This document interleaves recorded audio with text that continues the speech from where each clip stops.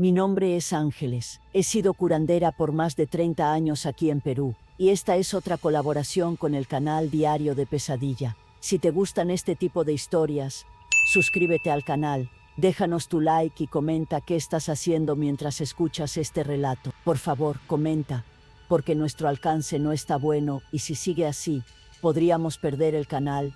Una señora mayor causó un accidente que le quitó la vida a una niña y a un padre. Quedó atormentada y vino a buscar mi ayuda. Era una tarde calurosa cuando Antonia llegó conmigo. Era una señora de unos 60 y tantos años, con el cabello canoso recogido en un chongo flojo, las manos temblando sin parar. Sus ojos estaban hundidos, oscuros, con esas manchas moradas debajo que delatan noches sin dormir. Apenas podía hablar bien. Tuvo que sentarse y respirar hondo varias veces antes de empezar a contar qué la trajo a mi casa. Antonia me contó que 3 meses antes había perdido a su única hija, Carolina. Una enfermedad rápida, de esas que no te dan tiempo de prepararte. Carolina tenía solo 32 años y dejó a una hija pequeña, Natalia, de apenas 6 años. La niña quedó al cuidado de Antonia, quien, aunque con el corazón roto por la pérdida de su hija, tuvo que ser fuerte por su nieta.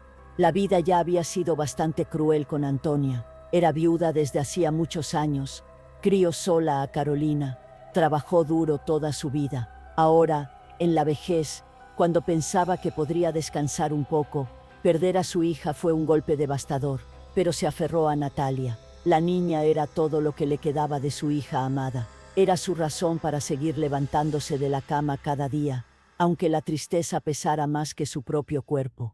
Antonia me dijo que en los primeros meses tras la muerte de Carolina, ella y Natalia se apoyaron mutuamente. La niña lloraba por su mamá, sobre todo por las noches, y Antonia la arrullaba cantando canciones antiguas que su propia madre le había enseñado. Poco a poco, las dos encontraron una forma de vivir con ese dolor. Natalia volvió a sonreír de vez en cuando. Empezó a dibujar otra vez. Antonia preparaba las comidas favoritas de su nieta y se esforzaba por mantener la casa llena de vida, a pesar del vacío que dejó Carolina.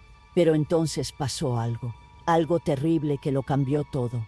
Antonia me contó que necesitaba ir al mercado a comprar víveres. Era una mañana normal con el sol ya alto. Tomó su carro viejo, el que había usado por años para moverse por la ciudad. Conducía despacio, con cuidado como siempre. Pero ese día, mientras manejaba por la avenida principal, de repente sintió un mareo, una vertiginosa fuerte. Su vista se nubló por unos segundos, todo su cuerpo se debilitó. Intentó pisar el freno, controlar el carro, pero no pudo. El auto se subió a la banqueta y... Antonia dejó de hablar en ese momento. Las lágrimas comenzaron a caer en silencio por su rostro. Apretó las manos con tanta fuerza que los dedos se le pusieron blancos. Respiró hondo varias veces antes de seguir. Cuando recobró el sentido, aún estaba al volante. Había gente gritando a su alrededor. Alguien intentaba abrir la puerta del carro. Sirenas se acercaban a lo lejos y entonces lo vio, frente al carro. 2 víctimas, un hombre adulto y una niña pequeña, no sobrevivieron. Antonia quedó en estado de shock. La llevaron al hospital. La revisaron. Los doctores dijeron que había tenido una caída repentina de presión, algo que puede pasar sin aviso, especialmente en personas mayores. No iba a alta velocidad, no había cometido ninguna infracción. Fue un accidente terrible y trágico, pero la ley la consideró responsable. En los días siguientes, Antonia apenas podía funcionar. No dormía, no comía, la culpa la consumía. Había quitado la vida de 2 personas, un hombre que tenía familia, sueños, una vida por delante, y una niña, una pequeña de apenas 5 años. El hombre era Carlos, esposo de una mujer llamada Natalia, y la niña era su hija única, en honor a su madre. La viuda perdió a su esposo y a su hija única el mismo día, por la mano de una señora mayor que tuvo un malestar repentino. Antonia intentó de todo para expresar su remordimiento. Trató de hablar con la viuda, pero ella no quiso recibirla. Asistió al funeral, pero no la dejaron entrar. Escribió cartas que le devolvieron sin abrir. Su abogado intentó mediar algún contacto, pero la viuda dejó claro a través de sus representantes que no quería nada con Antonia, ni disculpas, ni explicaciones. Su odio era absoluto. Antonia me contó que lo entendía. Si estuviera en el lugar de Natalia, tal vez tampoco podría perdonar. ¿Cómo perdonar a alguien que, aunque sin intención, destruyó a toda su familia en cuestión de segundos? Los procesos legales siguieron su curso. Antonia enfrentó todo con resignación. Aceptó todas las consecuencias legales sin quejarse. Vendió su casita para pagar las indemnizaciones. Ella y su nieta se mudaron a un departamento más pequeño, más sencillo. Le quitaron su licencia de conducir. Nunca volvería a manejar. Pero eso era lo de menos. ¿Cómo podría volver a manejar después de lo que pasó? Antonia intentó seguir adelante, si es que eso era posible. Su vida ahora se reducía a cuidar de su nieta Natalia y tratar de sobrevivir a la culpa que cargaba. Despertaba cada día con el peso aplastante de lo que había hecho. Veía el rostro de esa niña cada vez que cerraba los ojos. Veía al hombre caído. Esas imágenes la perseguían sin descanso. Pero tenía a su nieta.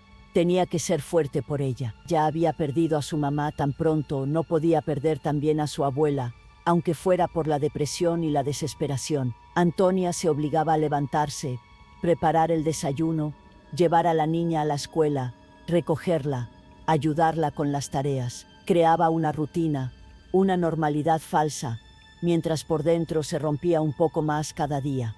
Pasaron los meses. 5 meses después del accidente, cuando parecía que la vida había encontrado un ritmo, aunque doloroso, algo empezó a cambiar, algo extraño. Natalia, la nieta de Antonia, comenzó a enfermarse. Al principio eran síntomas leves. La niña se quejaba de dolores de cabeza. Luego vinieron dolores en el cuerpo, en las articulaciones. Se cansaba con facilidad, no quería jugar, no tenía energía. Antonia la llevó al doctor. Le hicieron estudios. Los resultados salieron normales. Nada explicaba los síntomas. Pero la niña empeoraba. Empezó a perder peso. Se veía pálida, con ojeras profundas. Por las noches despertaba gritando, sudando frío, diciendo que tenía pesadillas horribles. Antonia la consolaba, pero notaba que algo estaba muy mal. No eran solo pesadillas normales de una niña. Volvieron al doctor. Más estudios, análisis de sangre completos, ultrasonidos, hasta una tomografía. Nada. Los médicos estaban desconcertados. La niña claramente estaba enferma, debilitándose ante los ojos de todos, pero ningún estudio mostraba algún problema físico. Uno de los doctores sugirió que tal vez era psicológico, un reflejo del trauma de haber perdido a su madre. Recomendó un psicólogo infantil. Antonia llevó a su nieta al psicólogo. Comenzaron las sesiones, pero Natalia seguía empeorando. La niña ya casi no podía ir a la escuela. Pasaba la mayor parte del día en la cama, débil, sin fuerzas. Empezó a tener fiebres que iban y venían sin explicación. Las pesadillas se intensificaron. Despertaba llorando todas las noches, a veces varias veces por noche. Antonia estaba desesperada. Su nieta, lo único que le quedaba en el mundo, se estaba muriendo ante sus ojos y nadie podía explicar por qué. Pasaba las noches en vela junto a la cama de la niña, vigilándola, rezando, implorando a Dios que no se llevara también a esta pequeña. ¿No era suficiente castigo haber perdido a su hija? ¿Haber causado ese accidente terrible? ¿Qué más quería el destino de ella? Fue entonces cuando comenzaron los sueños, no solo para Natalia, sino también para Antonia. Una noche, Antonia soñó con la niña del accidente, la pequeña que había matado. En el sueño, la niña estaba en un lugar oscuro, pero había una luz suave a su alrededor. Llevaba el mismo vestidito que usaba el día del accidente. Antonia lo reconoció por las fotos que vio en los periódicos. La niña la miró con ojos grandes y tristes, y entonces habló. Su voz era suave, infantil, pero cargada de una tristeza profunda que no debería existir en una niña. Dijo que no estaba enojada, que entendía que había sido un accidente, que ahora estaba en paz con su papá y que estaban bien. Dijo que perdonaba a Antonia, pero entonces el rostro de la niña cambió. Se veía preocupada, asustada. Dijo que su mamá no podía perdonar, que su mamá estaba consumida por el dolor y la rabia, que esa rabia se había convertido en algo oscuro, algo peligroso. Dijo que su mamá había buscado a alguien que hacía cosas que no debían hacerse. La niña lloró. Dijo que su mamá había hecho algo terrible, que había pedido que Antonia sintiera el mismo dolor que ella, el dolor de perder a una hija, que para eso la pequeña Natalia, la nieta de Antonia, tendría que irse, que ese era el precio, una vida por una vida, una hija por una hija, una niña por una niña. La niña imploró a Antonia que buscara ayuda, dijo que aún había tiempo pero que debía actuar rápido, y entonces desapareció. Antonia despertó sobresaltada, con el corazón acelerado, cubierta de sudor frío. Era de madrugada, se levantó temblando y fue al cuarto de su nieta. Natalia dormía, pero su sueño era inquieto, su carita arrugada por una expresión de dolor. La niña estaba aún más pálida que el día anterior. En ese momento, Antonia supo que no era solo un sueño. Lo supo con una certeza que venía de algún lugar profundo de su alma, que lo que la niña le había dicho era verdad. Su nieta no estaba enferma por causas naturales. Había algo más, algo que los doctores no podían ver ni tratar. No sabía exactamente qué era, pero creció en el interior de Perú, en un pueblo pequeño donde estas cosas eran conocidas, respetadas y temidas. Su propia abuela le contaba historias sobre trabajos hechos con malas intenciones, sobre cómo el dolor y la rabia de una persona pueden manifestarse de formas terribles cuando se canalizan a través de ciertos rituales, ciertas prácticas antiguas. Antonia había pasado años en la ciudad, alejada de esas creencias, considerando las supersticiones de gente sencilla, pero ahora, ante la enfermedad inexplicable de su nieta y ese sueño tan vívido, tan real, ya no podía negarlo. Había fuerzas en acción que no entendía del todo, pero que debía enfrentar. No sabía exactamente qué hacer. Pensó en buscar a algún curandero, pero tenía miedo. Miedo de estar enloqueciendo, de estar dejando que la desesperación creara fantasías en su mente. ¿Y si solo estaba perdiendo la cordura después de todo lo que había pasado? ¿Y si no era nada de eso, y su nieta tenía alguna enfermedad rara que los doctores aún no habían descubierto? Pero entonces, la noche siguiente, el sueño volvió. La niña apareció de nuevo, más urgente esta vez, y dijo que el tiempo se estaba acabando, que su mamá había puesto algo en marcha que estaba ganando fuerza, que cada día que pasaba era más difícil de revertir. Imploró a Antonia que no dudara, que no perdiera tiempo. Dijo que necesitaba buscar a alguien que supiera deshacer este tipo de cosas, alguien con conocimiento de las prácticas antiguas, alguien que trabajara con la luz. Cuando Antonia despertó esa vez, encontró a su nieta aún más débil. La niña apenas abría los ojos. Su respiración estaba débil. Era como si la vida se le estuviera escapando poco a poco. En ese momento Antonia tomó una decisión. No importaba si era real o no, si tenía sentido o no. No podía quedarse parada viendo a su nieta morir. Si había la mínima posibilidad de que ese sueño fuera cierto, de que hubiera algo más que pudiera hacer, tenía que intentarlo. Pero, ¿a dónde ir? ¿A quién buscar?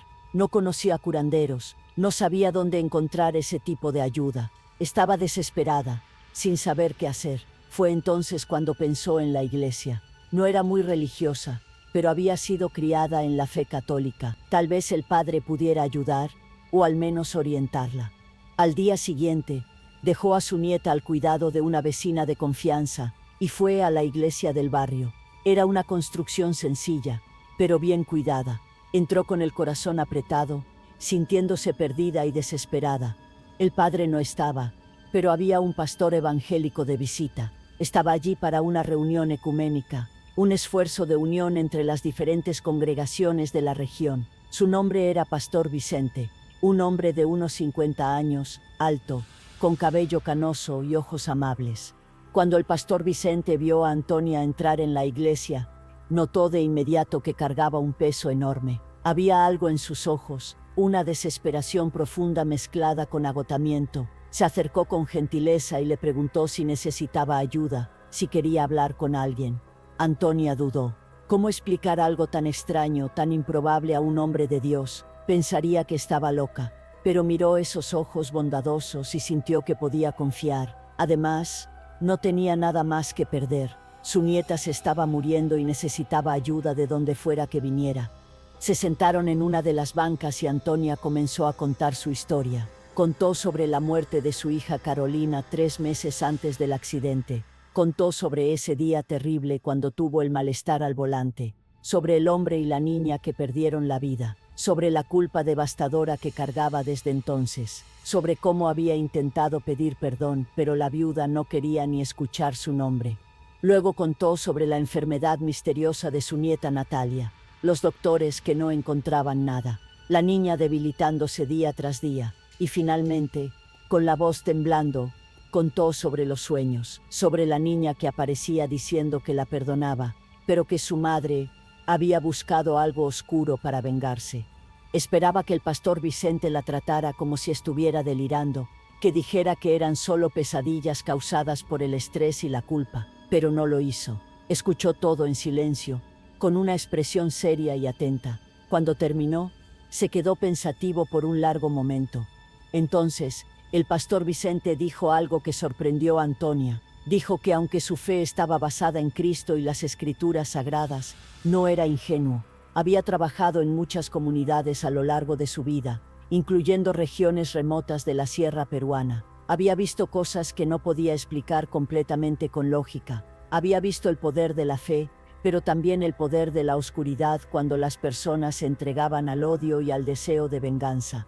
Dijo que le creía, que no pensaba que estuviera loca, que había fuerzas en el mundo que iban más allá de lo que podemos ver y tocar, fuerzas espirituales que podían usarse tanto para el bien como para el mal, y que cuando alguien consumido por el dolor y la rabia buscaba deliberadamente esas fuerzas para causar daño, cosas terribles podían pasar. El pastor Vicente dijo que él no tenía el conocimiento específico para lidiar con ese tipo de situación. Su fe y sus oraciones eran poderosas, pero esto requería algo más, un conocimiento más profundo de ciertas prácticas y cómo revertirlas. Conocía a personas que tenían ese conocimiento, personas que usaban sus dones para ayudar, para curar, para deshacer el mal que otros causaban. Fue entonces cuando mencionó mi nombre, Ángeles. Dijo que yo era una curandera respetada, que trabajaba con integridad y luz, que ya había ayudado a otras personas en situaciones similares, que si había alguien que podía ayudar a Antonia y a su nieta, esa persona era yo. Antonia sintió una mezcla de esperanza y miedo. Esperanza porque por fin tenía una dirección, alguien que podía ayudar. Miedo porque esto hacía todo más real. Si un hombre de Dios como el pastor Vicente creía que algo oscuro estaba ocurriendo, entonces no era solo su imaginación, era real. Su nieta estaba realmente en peligro. El pastor Vicente escribió mi dirección en un pedazo de papel y se lo dio a Antonia. Le dijo que debía buscarme lo antes posible, que no había tiempo que perder. Luego puso las manos sobre su cabeza e hizo una oración pidiendo protección y guía. Antonia sintió una pequeña paz en ese momento, como si un poco del peso se hubiera aliviado, aunque fuera temporalmente.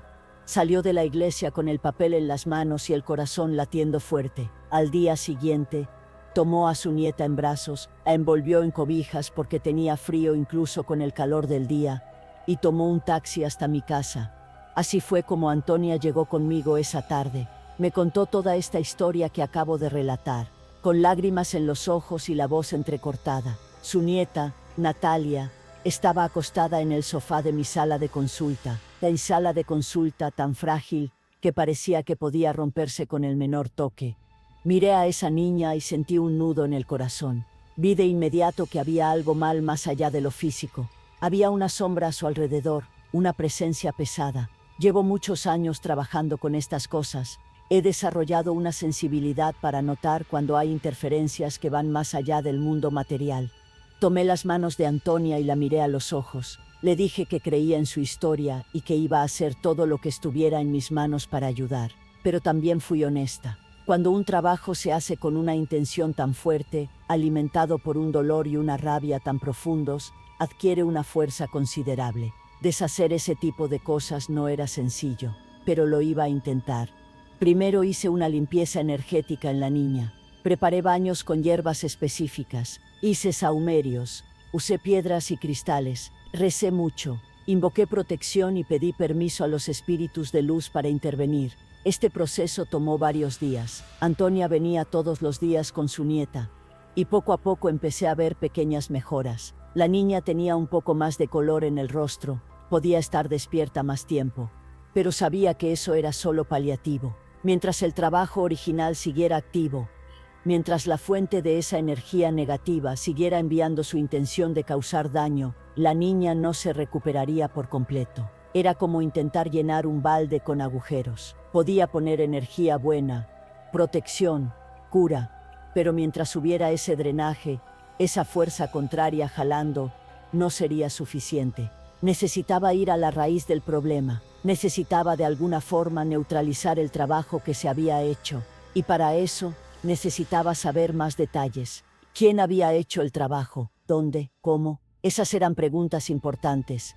Hice un trabajo de evidencia, entrando en un estado meditativo profundo, buscando respuestas en el plano espiritual. Fue difícil y agotador, pero logré percibir algunas cosas. Vi a una mujer consumida por el dolor, rodeada de una oscuridad que ella misma había invocado. Vi que había buscado a alguien, una persona que trabajaba con fuerzas oscuras. Vi que se había hecho un ritual, con objetos personales, con intenciones muy específicas de causar daño. Cuando salí de ese estado estaba agotada, pero tenía más claridad sobre lo que debía hacer. Le expliqué a Antonia que necesitaba hacer un trabajo de reversión, un trabajo que devolviera esa energía negativa a su fuente, rompiendo el ciclo. Pero le advertí que eso podía tener consecuencias. Cuando reviertes un trabajo hecho con mala intención, esa energía regresa a quien la envió. Y dependiendo de la fuerza del trabajo original y del estado de la persona que lo hizo, las consecuencias podían ser graves. Antonia no dudó. Dijo que su nieta era inocente. No tenía nada que ver con lo que había pasado. Si había una forma de salvarla, quería que lo hiciera, sin importar las consecuencias para cualquier otra persona. Ya cargaba con la culpa de 2 muertes, y aunque eso la atormentaba todos los días, no podía permitir que se perdiera una tercera vida, especialmente la de su propia nieta. Preparé todo con mucho cuidado. Este tipo de trabajo debe hacerse con mucha precaución y con la intención correcta. Yo no trabajo para causar daño a nadie, pero sí para proteger a los inocentes y deshacer injusticias. Si alguien usa fuerzas espirituales deliberadamente para dañar a un inocente, especialmente a una niña, entonces esa persona debe responder por sus acciones, ya sea en el plano material o espiritual. Hice el ritual en una noche de luna menguante, que es propicia para trabajos de reversión y destierro. Usé velas negras para absorber la negatividad, velas blancas para traer luz y protección. Preparé un círculo de protección alrededor de la pequeña Natalia. Usé espejos para reflejar y devolver la energía enviada. Quemé hierbas específicas. Recé oraciones antiguas, invocando protección y justicia divina. El trabajo duró horas. Fue intenso y me exigió mucha energía. En ciertos momentos, sentí la resistencia, la fuerza de esa intención negativa, intentando mantenerse, luchando contra la disolución, pero seguí firme, manteniendo mi intención clara y pura. No estaba haciendo esto por venganza, lo hacía por la vida de esa niña inocente. Cuando terminé, estaba completamente agotada, pero sentí que algo había cambiado. La atmósfera de la sala estaba más ligera. La sombra que veía alrededor de la niña había disminuido significativamente. Antonia, que observaba todo en silencio y oración, también sintió la diferencia. Después de ese ritual, indiqué a Antonia que siguiera trayendo a la niña para sesiones de limpieza y fortalecimiento energético durante los próximos días. Era importante mantener la protección fuerte mientras el trabajo de reversión hacía su efecto completo. También le di algunas hierbas para preparar baños en casa y un amuleto de protección para que la niña lo usara siempre. En los días siguientes, la mejora de Natalia fue notable. La niña empezó a recuperar el apetito. Los dolores en el cuerpo disminuyeron poco a poco. Las fiebres pararon. Volvió a tener energía, a querer jugar. Las ojeras profundas comenzaron a desvanecerse y el color volvió a su rostro. Los pesadillas seguían ocurriendo, pero con menos frecuencia e intensidad. Antonia venía a visitarme todos los días con su nieta, siempre agradecida, siempre llorando de alivio al ver a la niña mejorar. Me decía que por primera vez en semanas podía dormir un poco, sabiendo que su nieta ya no estaba en peligro inmediato de muerte. Pero entonces pasó algo que, aunque sabía que era una posibilidad, aún así me impactó profundamente. Una semana después del ritual de reversión, Antonia llegó a mi casa con una expresión diferente.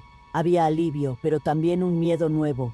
una inquietud. La pequeña Natalia estaba visiblemente mejor, jugando con algunos juguetes en la sala de espera, algo impensable apenas días antes. Pero Antonia estaba pálida, agitada. Me contó que lo había visto en las noticias. Una mujer había sido encontrada muerta en su casa, la misma que había perdido a su esposo Carlos y a su hija en el accidente causado por Antonia, la viuda. La mujer que, según los sueños y mis propias visiones, había hecho el trabajo para vengarse haciendo que Antonia perdiera a su nieta.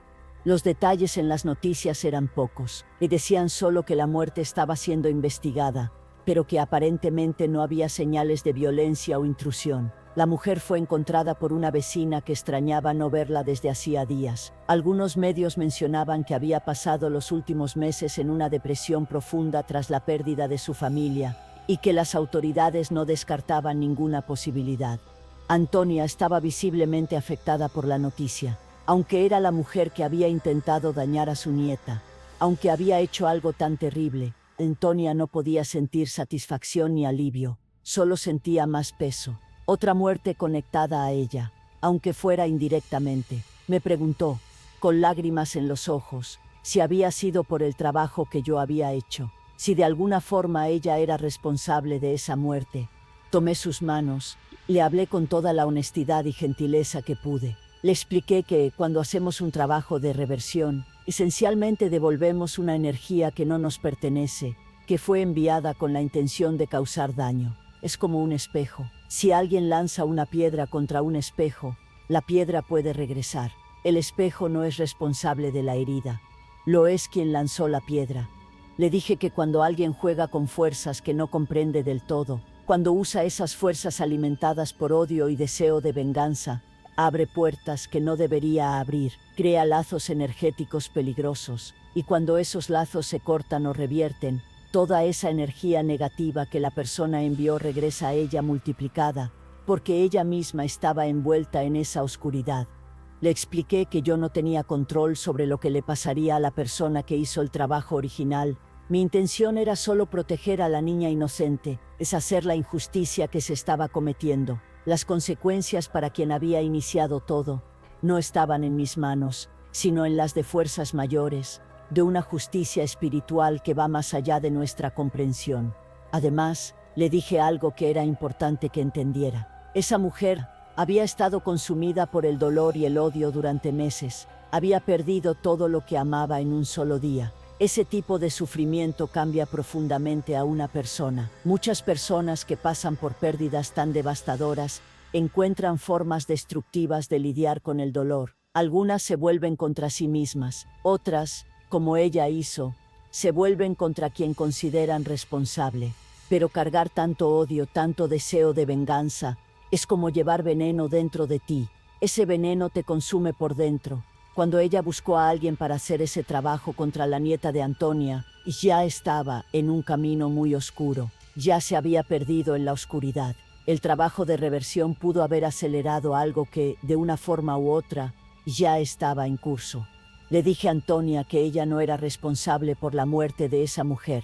Lo único por lo que era responsable era por haber salvado la vida de su nieta, una niña inocente que no tenía nada que ver con el accidente, que no merecía pagar por los errores o infortunios de los adultos.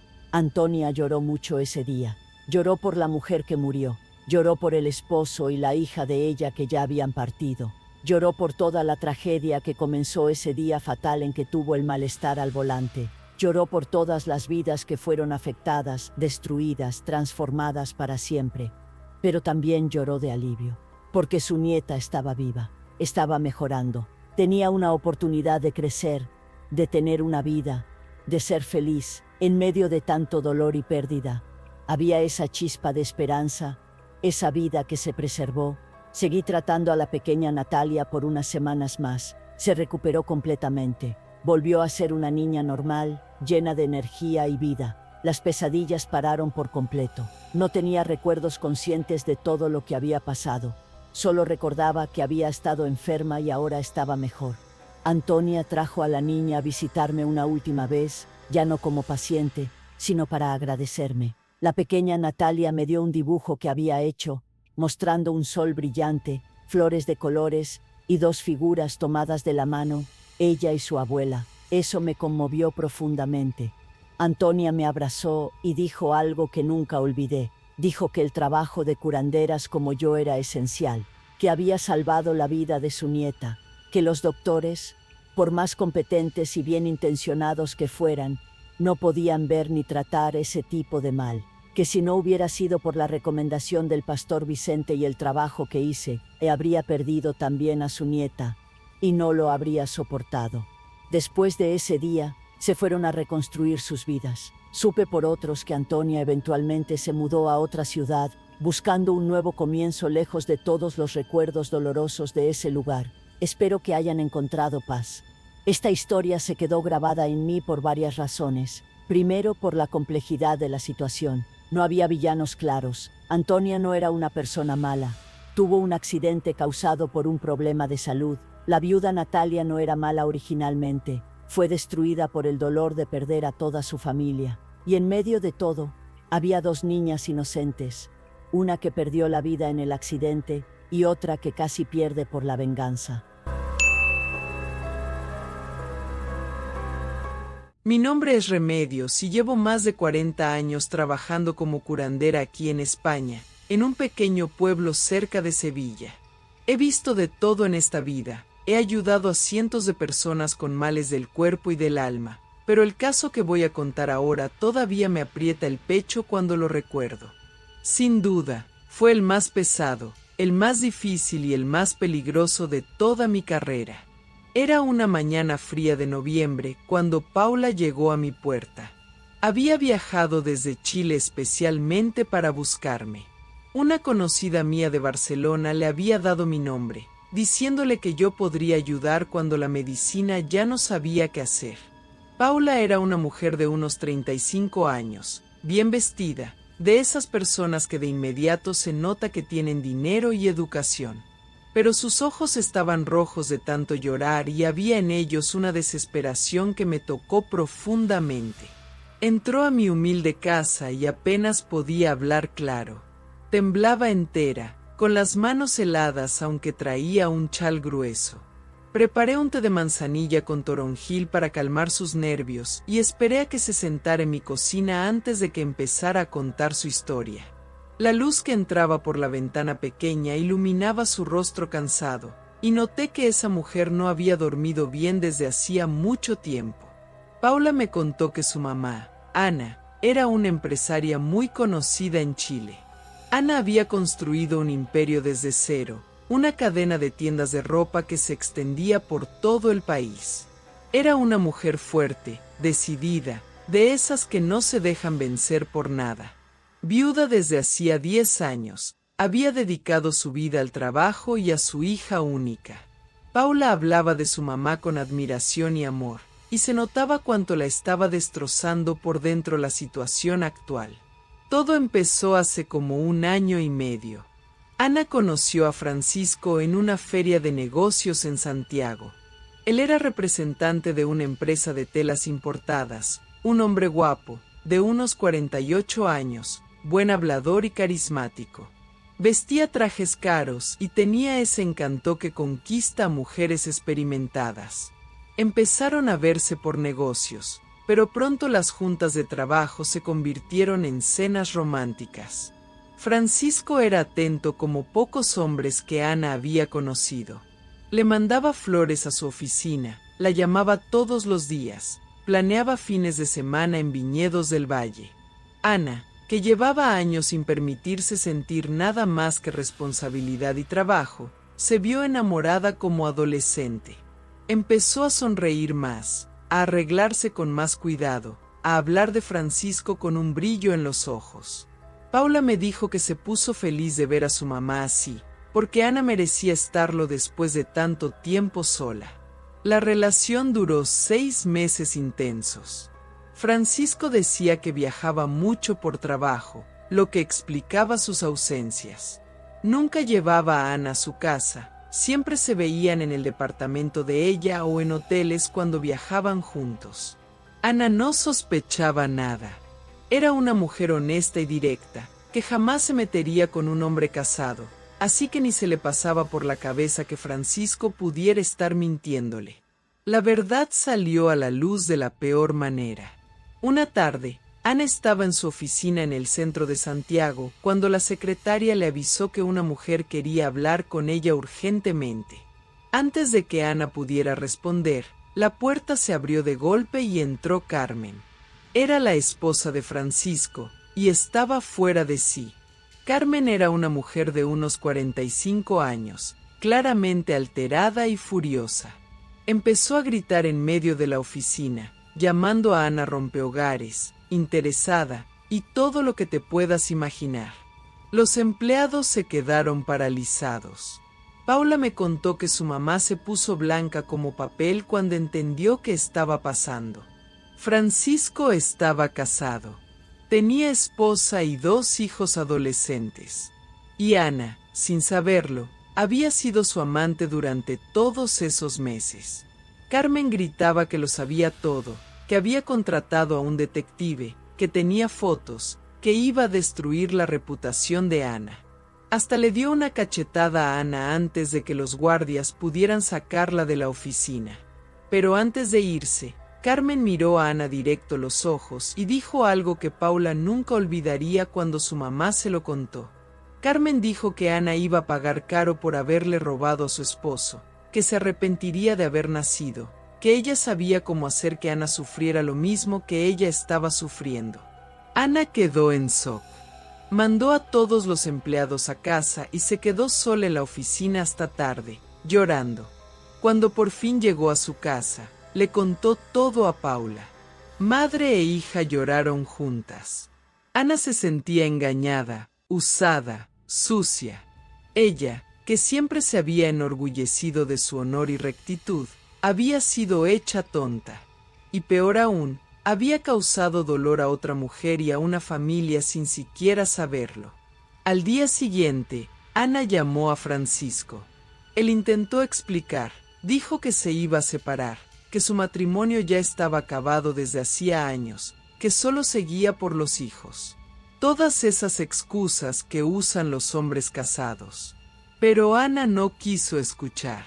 Le dijo que todo había terminado, que no quería volver a verlo nunca, que era un mentiroso y un cobarde. Francisco insistió, intentó concertar citas, mandaba mensajes desesperados. Pero Ana fue firme. Bloqueó su número, rechazó cualquier contacto.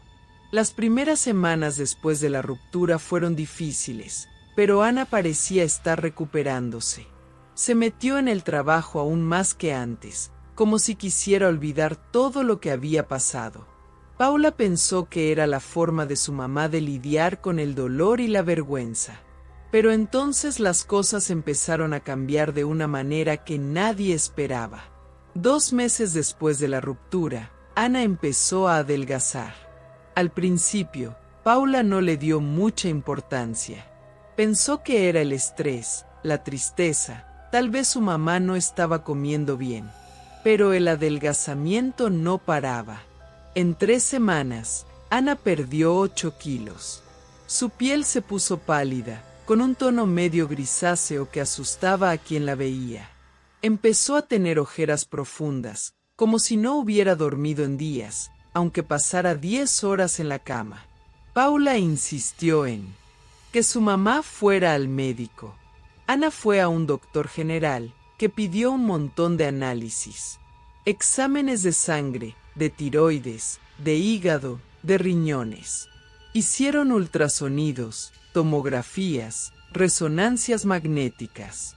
Buscaron cáncer, diabetes, enfermedades autoinmunes.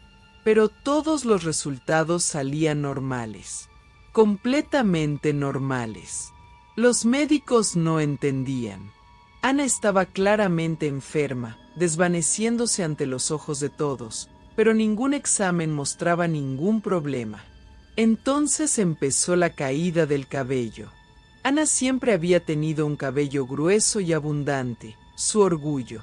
De repente, mechones enteros comenzaron a caerse. Por las mañanas, la almohada estaba llena de pelos. En la regadera, el desagüe se tapaba. En 2 meses, Ana perdió más de la mitad del volumen de su cabello. Los dermatólogos no sabían explicar. No era alopecia, no era falta de vitaminas, no era nada que ellos conocieran. Le recetaron medicinas, hicieron tratamientos, pero nada funcionaba. Lo peor de todo fue la depresión que se instaló. Ana, que siempre había sido una mujer fuerte y positiva, empezó a despertarse sin ganas de salir de la cama. Ella, que dirigía juntas con mano firme, ahora apenas podía tomar decisiones simples. Empezó a tener crisis de llanto de la nada, ataques de ansiedad, pesadillas terribles. Decía que sentía un peso en el pecho, como si algo estuviera sentado encima de ella todo el tiempo. Despertaba a medianoche con la sensación de que había alguien en el cuarto, mirándola en la oscuridad. Paula llevó a su mamá a 3 psiquiatras diferentes. Todos le recetaron antidepresivos, ansiolíticos, pastillas para dormir. Ana los tomaba religiosamente, pero nada hacía efecto. Era como si las medicinas simplemente no funcionaran en su cuerpo. Cada semana que pasaba, Ana empeoraba. Dejó de ir al trabajo. Se pasaba el día entero en casa, encerrada en su cuarto, con las cortinas cerradas. Casi dejó de comer por completo. Cuando Paula lograba hacerla comer algo, Ana vomitaba poco después. Consultaron a más de 15 médicos diferentes, especialistas en Buenos Aires, hasta médicos estadounidenses que hacían consultas por videollamada. Gastaron fortunas en exámenes y tratamientos. Ana llegó a estar internada 2 veces para hidratación y alimentación por vía intravenosa. Pero en cuanto regresaba a casa, el problema volvía a empezar. Era como si una fuerza invisible estuviera drenando su vida, y ninguna medicina en el mundo podía detenerlo. Paula me dijo que la gente empezó a hablar. Conocidos murmuraban que Ana tenía SIDA, cáncer terminal, que se había vuelto loca. Los negocios comenzaron a sufrir porque Ana ya no podía administrar nada. La muchacha estaba desesperada, viendo a su mamá desvanecerse sin que nadie pudiera hacer nada. Fue entonces cuando una empleada antigua de la familia, una señora llamada Clara que venía de Bolivia y llevaba 20 años trabajando con ellos, tomó a Paula aparte un día. Clara dijo que conocía ese tipo de enfermedad. Había visto casos parecidos en su tierra. No era una enfermedad del cuerpo, era una enfermedad del alma. Era trabajo hecho, brujería, maleficio. Alguien había echado una maldición a Ana, y mientras no se deshiciera ese trabajo, ningún médico podría curar a la señora. Paula había crecido en la ciudad, en una familia de empresarios, con una educación católica tradicional. Nunca había creído en esas cosas. Para ella, la brujería y los maleficios eran supersticiones de gente ignorante.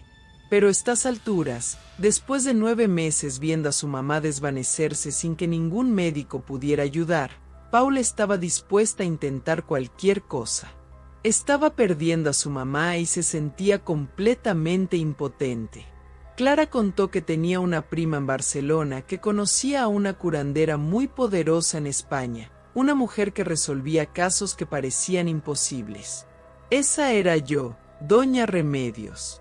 Paula no perdió tiempo. Tomó un avión y vino a buscarme, trayendo fotos de Ana de antes de la enfermedad y de cómo estaba ahora. Cuando vi esas fotos, sentí un escalofrío recorrer mi espalda. Cuando miré las fotografías que Paula trajo, no tuve ninguna duda de lo que estaba pasando.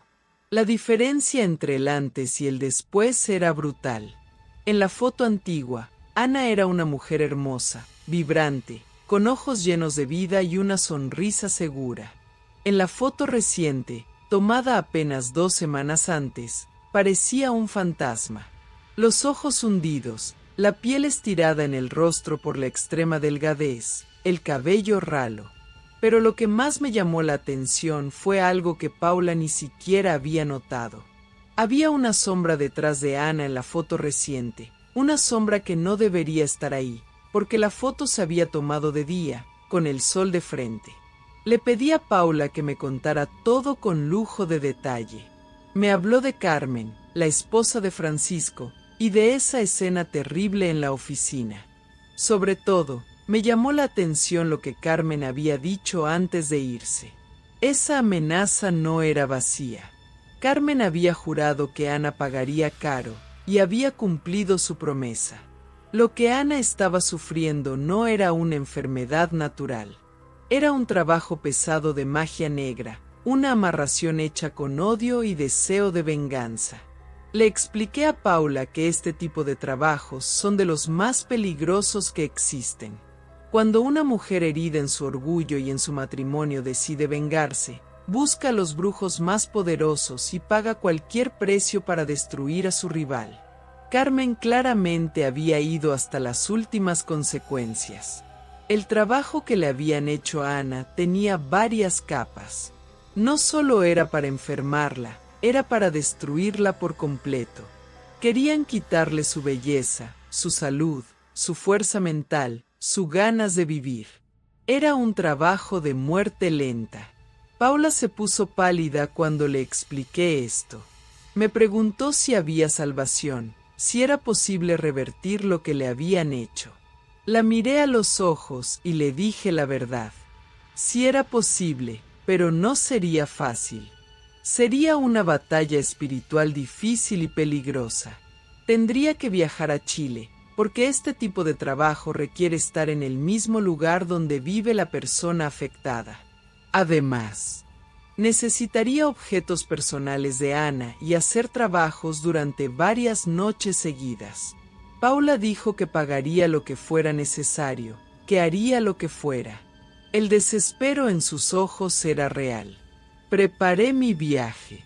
Junté las hierbas que necesitaría, los elementos para los trabajos, las velas especiales que uso en casos graves. Le avisé a mi hermana que cuidaría de la casa mientras estuviera fuera. 3 días después, Paula y yo estábamos en un avión rumbo a Santiago de Chile. Durante el vuelo, Paula me contó más sobre su mamá. Ana era una mujer buena, generosa, que ayudaba a instituciones de caridad, que trataba bien a sus empleados. No merecía lo que estaba pasando. Pero a veces la vida es injusta, y cuando se toca el orgullo y los celos de ciertas personas, la venganza puede ser terrible. Llegamos a Santiago en una tarde calurosa de verano. La ciudad era grande, moderna, llena de edificios altos. Paula vivía con su mamá en un departamento lujoso en un barrio elegante. Cuando entramos al departamento, sentí de inmediato el peso de una energía mala. El aire estaba denso, pesado, difícil de respirar. Había un olor extraño que Paula dijo no percibir, pero yo lo sentía claramente. Era un olor a moho mezclado con algo dulce y podrido, el olor típico de los trabajos de magia negra. Paula me llevó al cuarto de Ana. La mujer estaba acostada en la cama, con las cortinas cerradas aunque eran las 3 de la tarde. Cuando encendieron la luz, me llevé un susto. Ana estaba peor que en las fotos. Había perdido aún más peso, estaba prácticamente en los huesos. Su cabello estaba tan ralo que se veía el cuero cabelludo. Sus ojos, cuando los abrió, estaban vidriosos, sin brillo, como si mirara a un lugar muy lejano. Me acerqué a la cama y tomé la mano de Ana. Estaba fría como hielo, aunque hacía calor. Me presenté y le dije que estaba ahí para ayudar. Ana apenas pudo hablar, solo asintió levemente con la cabeza. Noté que estaba muy débil, sin fuerzas ni para conversar. Pedí que me dejaran a solas con ella unos minutos. Paula salió del cuarto cerrando la puerta. Empecé a hacer una lectura espiritual de Ana. Pasé las manos sobre su cuerpo sin tocarla, sintiendo las energías. Era peor de lo que imaginaba. El trabajo que le habían hecho estaba pegado a ella como una sanguijuela espiritual, chupando toda su energía vital.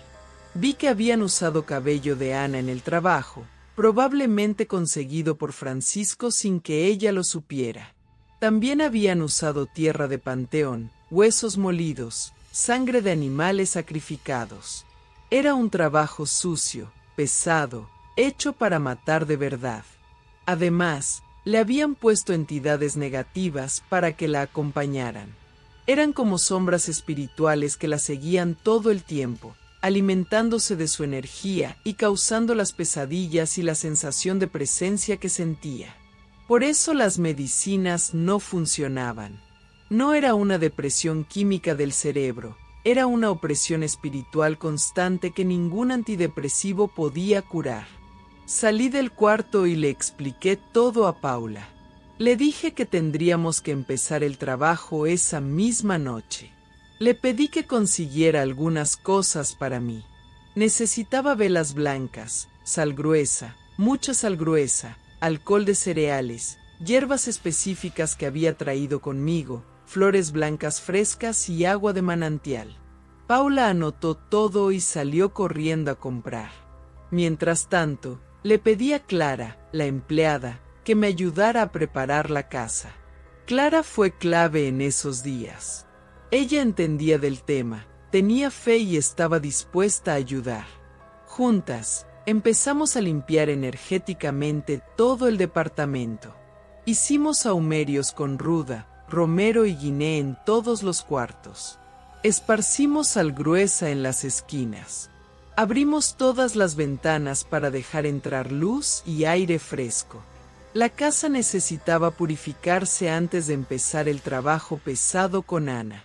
Cuando Paula regresó con todo lo que pedí, ya era de noche. Armé mi altar en el cuarto de Ana. Coloqué las velas blancas en círculo alrededor de la cama. Preparé un baño especial con hierbas de limpia. Le expliqué a Paula que tendríamos que bañar a Ana con eso, aunque estuviera tan débil. Era esencial para empezar a romper el hechizo. Con mucho cuidado, Clara y Paula ayudaron a Ana a levantarse de la cama. Apenas podía mantenerse en pie. La llevamos al baño y le dimos el baño de hierbas. Ana lloró durante todo el proceso, con lágrimas silenciosas corriendo por su rostro. Pero era un llanto bueno, un llanto de limpieza. Mientras el agua con hierbas corría por su cuerpo, yo hacía mis oraciones pidiendo protección y limpieza espiritual. Después del baño, vestimos a Ana con un camisón blanco limpio que había pedido que compraran. El blanco es el color de la purificación. La llevamos de vuelta a la cama, que Clara había cambiado con sábanas blancas nuevas mientras hacíamos el baño. Encendí las velas en círculo y comencé mi trabajo. Pasé horas esa primera noche haciendo oraciones, invocaciones, pidiendo a las fuerzas del bien que protegieran a Ana y rompieran las amarras que la ataban. Usé aceite consagrado para hacer cruces en su frente, manos y pies. Soplé humo de hierba sobre su cuerpo. Llamé a mis guías espirituales para que me ayudaran en esa batalla. Y fue una batalla de verdad.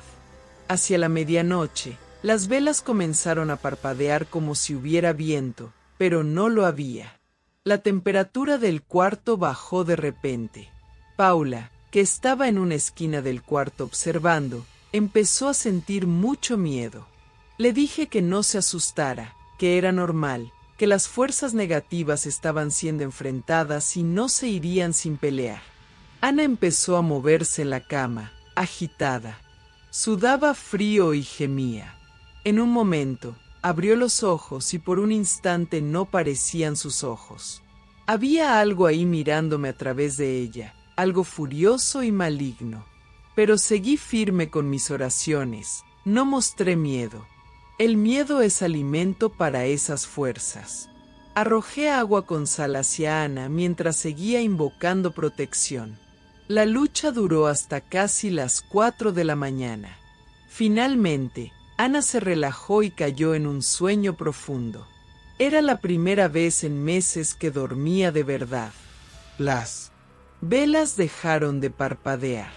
La temperatura volvió a la normalidad. La primera batalla se había ganado, pero sabía que el trabajo apenas comenzaba. En los días siguientes, mantuve una rutina estricta. Todas las mañanas, Le dábamos baños de hierbas a Ana. Durante el día, debía usar un collar de protección que preparé, hecho con cristales y elementos naturales consagrados. Por las noches, repetíamos los trabajos espirituales. Era agotador para todos, especialmente para mí, porque este tipo de trabajo drena mucha energía de quien lo realiza. Pero Ana empezó a mejorar. Al tercer día, pudo sentarse en la cama sola. Al quinto día, se tomó una sopa entera sin vomitar. Al séptimo día, se levantó y caminó hasta la ventana, abriendo las cortinas por primera vez en meses. La luz del sol entró al cuarto y Paula lloró de emoción al ver a su mamá de pie, mirando hacia afuera. Sin embargo, sabía que aún no había terminado. La parte más difícil todavía estaba por venir. No solo necesitábamos limpiar a Ana, sino también devolver el trabajo negativo a quien lo había enviado. Esto se llama espejeo. Cuando se hace un trabajo de magia negra contra alguien, ese trabajo crea un vínculo energético entre quien lo mandó y la víctima. Si no cortamos ese vínculo adecuadamente y lo devolvemos, la persona puede ser atacada otra vez. Le expliqué esto a Paula. Ella se puso nerviosa. Preguntó si eso significaba que Carmen sufriría lo que Ana había sufrido. Le respondí que no necesariamente con la misma intensidad, pero que sentiría las consecuencias de sus actos. Es la ley del retorno. Lo que envías a otros regresa a ti multiplicado. Carmen había enviado muerte, destrucción y sufrimiento. Eso regresaría a ella de alguna forma. En la 10ª noche, hice el trabajo de espejeo. Usé espejos reales, colocados en posiciones específicas alrededor de velas negras. Escribí el nombre de Carmen en un papel y lo quemé, devolviendo energéticamente todo lo que ella había enviado. Fue un trabajo pesado, tal vez el más pesado que he hecho en mi vida. Sentí una resistencia enorme, como si algo luchara contra mí con todas sus fuerzas. Sudé, temblé, sentí náuseas. Pero no paré hasta completar todo el ritual. Cuando terminé, estaba exhausta, pero sentí que el vínculo se había cortado. Ana estaba finalmente libre. Paula me ayudó a llegar al sofá de la sala, donde me desplomé. Dormí 12 horas seguidas, completamente agotada. Cuando desperté de ese sueño profundo, ya era de noche otra vez.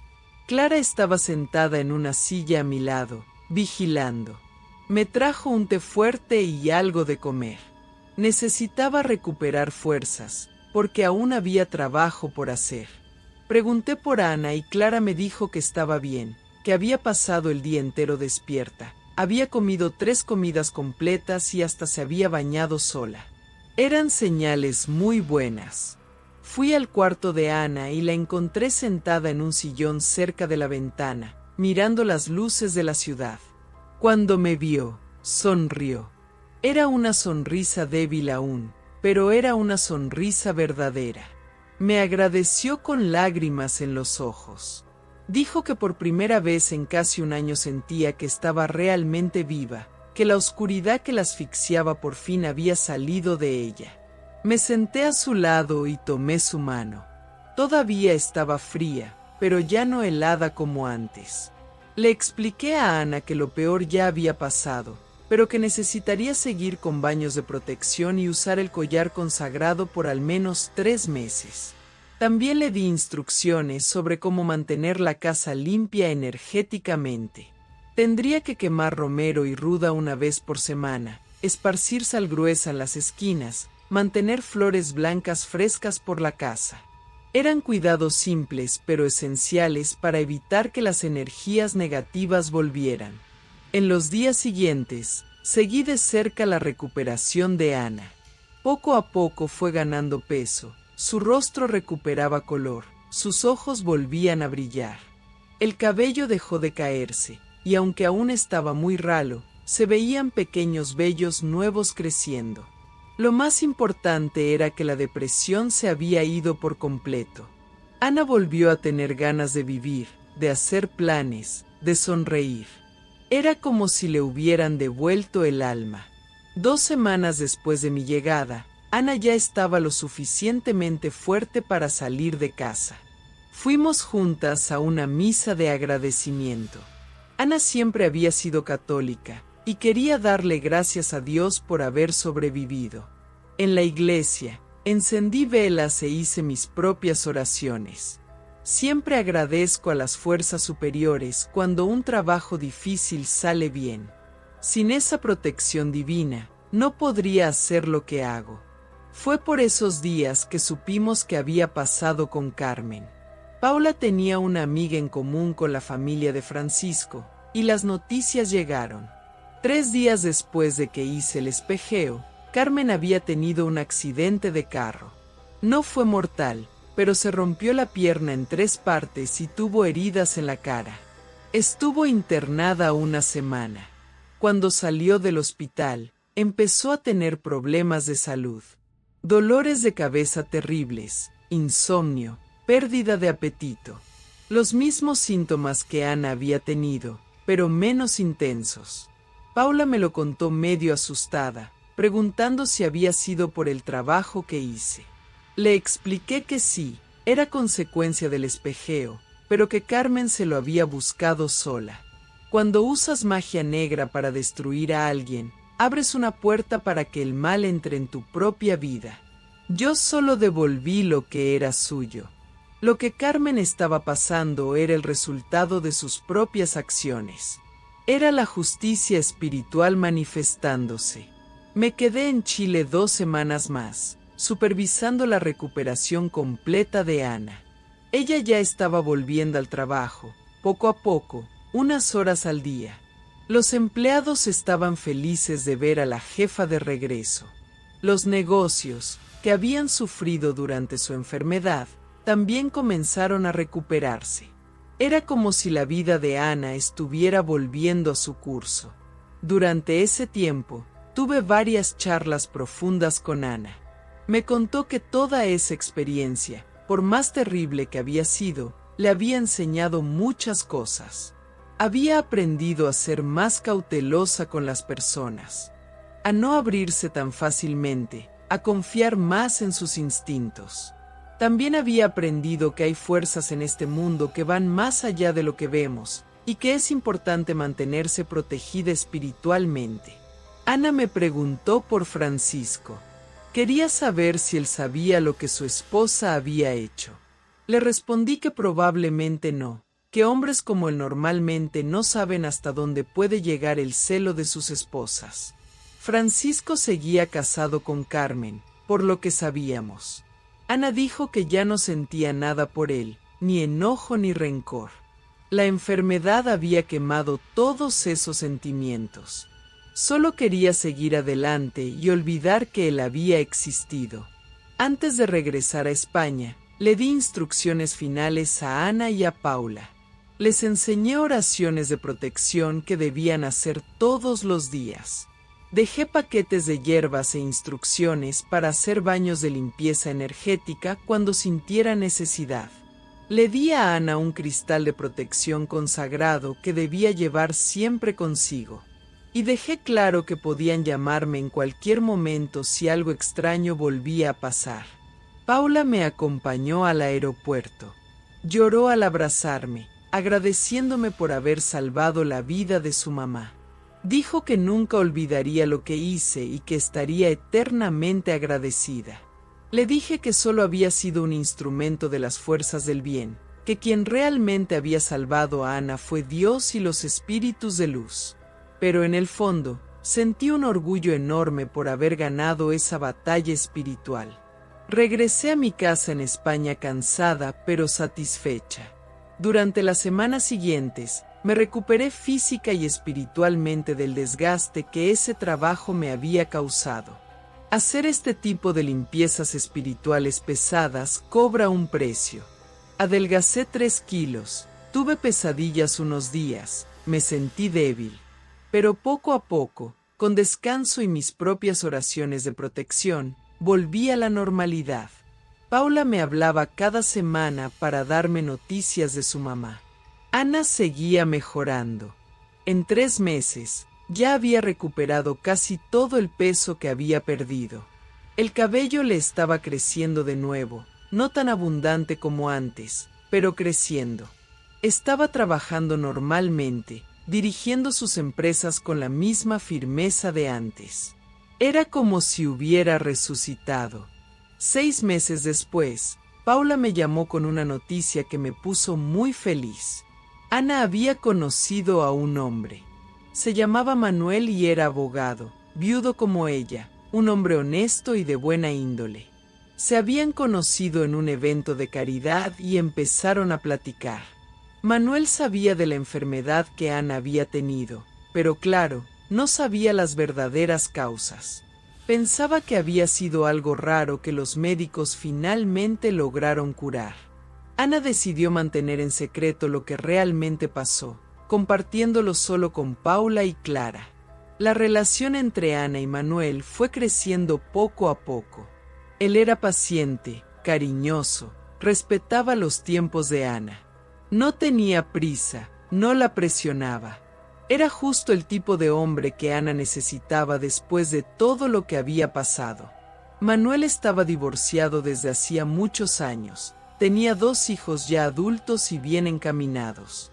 Era un hombre de familia, de valores, completamente diferente a Francisco.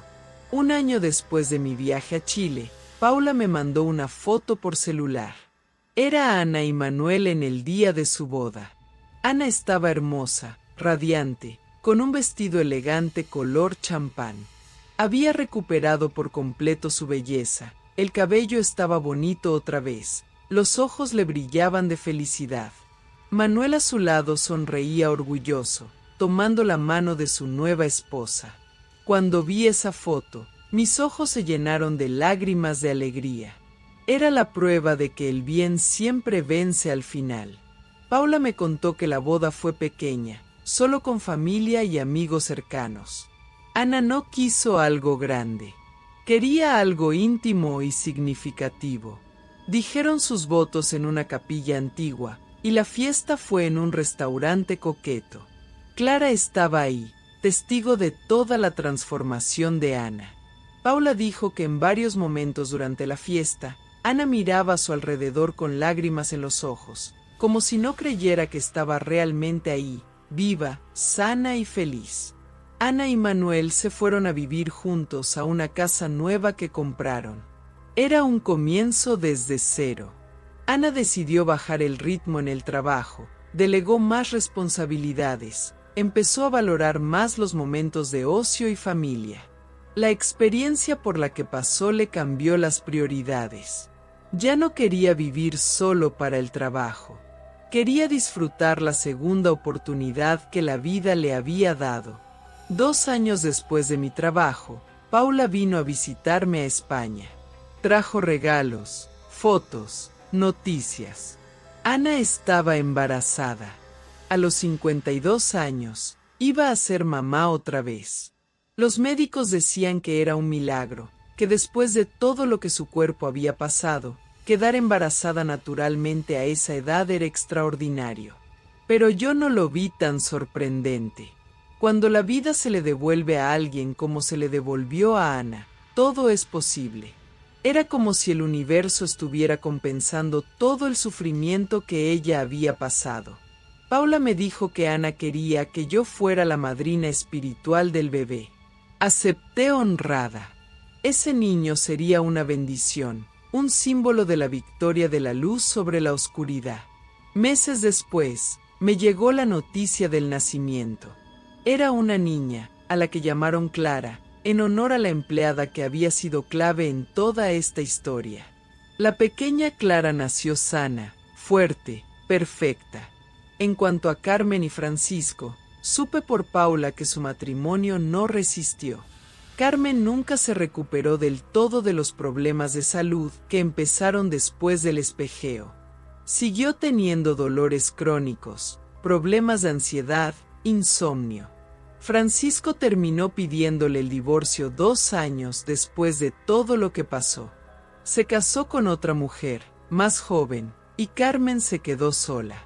Dicen que se volvió una persona amargada, reservada, evitando el contacto social. El mal que intentó hacerle a otra persona se le regresó a ella misma. Esta historia marcó profundamente mi camino como curandera. Fue el caso más difícil, más peligroso y más agotador de todos mis años de trabajo. Hubo momentos en los que pensé que no lo lograría, que las fuerzas negativas eran demasiado fuertes. Pero la fe, la persistencia y la ayuda de las fuerzas del bien prevalecieron. Ana fue salvada y pudo reconstruir su vida de una forma aún más hermosa que antes. Aprendí muchas cosas con este caso. Aprendí que el odio y el deseo de venganza pueden generar males terribles, que la magia negra es real y peligrosa, pero que siempre hay un camino de regreso a la luz. Aprendí que ninguna situación es completamente desesperanzadora si hay fe y disposición para luchar. Y aprendí que las consecuencias de nuestros actos, buenos o malos, siempre nos alcanzan eventualmente. Hoy, más de 5 años después, sigo en contacto con Paula y Ana. Ana está feliz con Manuel y la pequeña Clara, que ya tiene 3 años y es una niña alegre y sana. Los negocios de Ana siguen prosperando. Se ha vuelto una persona más espiritual, más conectada con las fuerzas del bien. Hace caridad regularmente, ayuda a personas necesitadas y siempre mantiene su protección espiritual al día. Paula también se casó con un ingeniero llamado José que conoció durante toda esa prueba. José fue un amigo que se convirtió en compañero. Tienen 2 hijos y viven bien. Paula siempre dice que ese periodo terrible, paradójicamente, también trajo cosas buenas. Las acercó aún más a ella y a su mamá, le enseñó sobre la importancia de la fe y trajo a José a su vida. Siempre que cuento esta historia a otros curanderos o a personas que buscan mi ayuda, hago énfasis en algunas lecciones importantes. Primera, nunca uses magia negra contra nadie, no importa cuánto te sientas herido o traicionado. El mal siempre regresa multiplicado a quien lo envía. Segunda, mantente siempre protegido espiritualmente, especialmente si sientes que alguien te desea mal.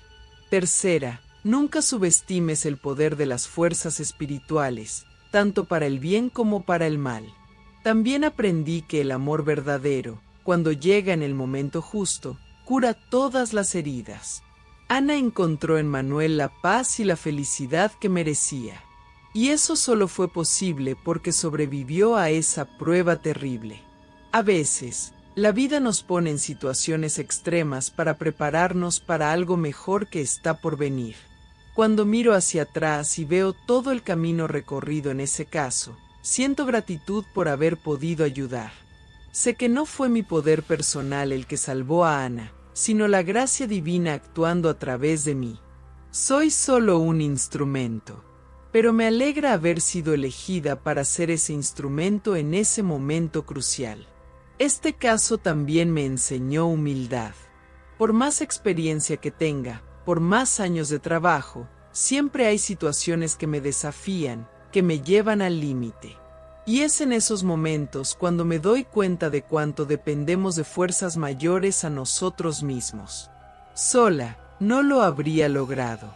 Fue la fe, las oraciones, los guías espirituales, la protección divina lo que hizo posible la curación de Ana.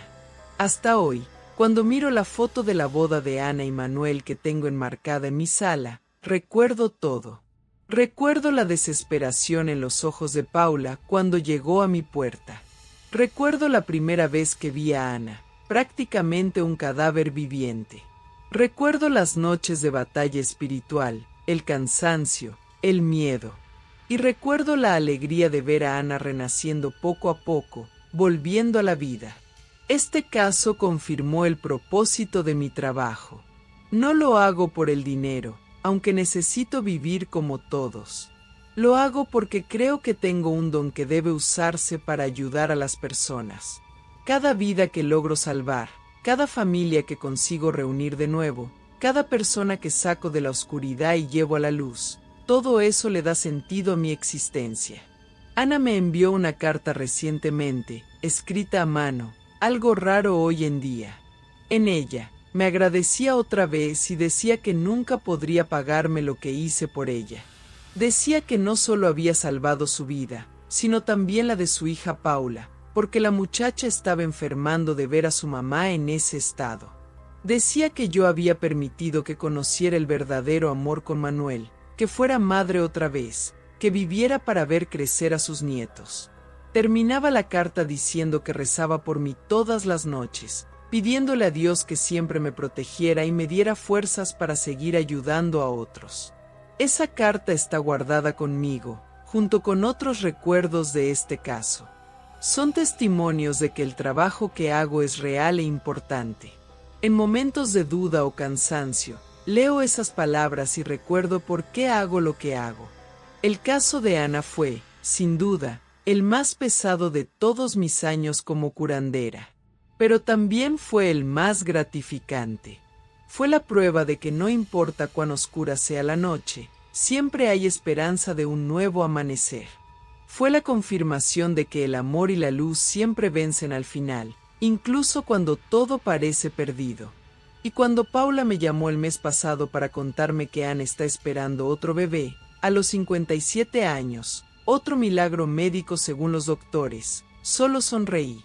No es un milagro, es la vida en su plenitud, es la recompensa para quien sobrevivió al infierno y eligió seguir creyendo en el bien.